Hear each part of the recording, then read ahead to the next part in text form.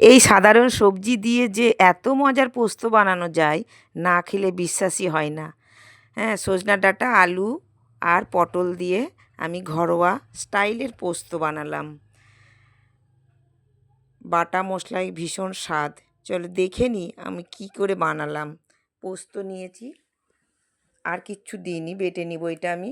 আর পটল, সজনার ডাঁটা আর আলু কেটে ধুয়ে রেখেছি। কড়াইয়ে তেল দিয়েছি, পেঁয়াজ সোমবারা দিব। তেলটা গরম হয়ে গেছে, ধোঁয়া উঠছে দেখো। এবারে পেঁয়াজটা আমি দিয়ে দিলাম। পেঁয়াজটা ভালো করে নেড়ে চেড়ে একটু সামান্য মজে গেলে আমি আলু, পটল আর সজনার ডাঁটাটা দিয়ে দেবো।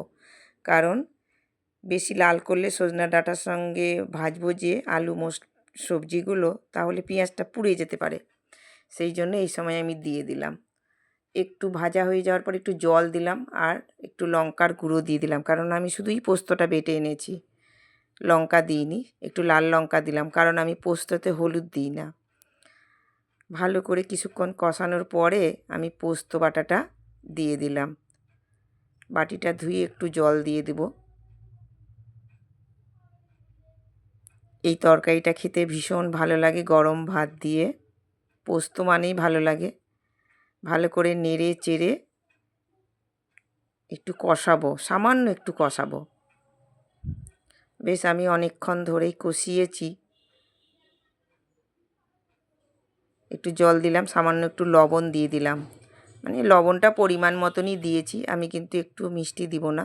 তো আপনারা কি পোস্ততে একটু মিষ্টি খান? আমরা মিষ্টি দিই না। দেখো এবারে ভালো করে কষে গিয়েছে। এবারে আমি জল দিয়ে দিলাম পরিমাণ মতন। তারপরে ঢাকা চাপা দিয়ে দেবো, ফুটতে দেব। ফুটতে শুরু করে দিয়েছে।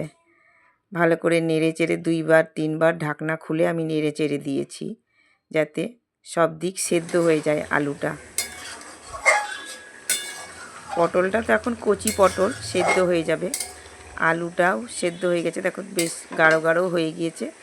দেখো আমার আলু পোস্ত মানে পটল ডাঁটার পোস্ত হয়ে গেল।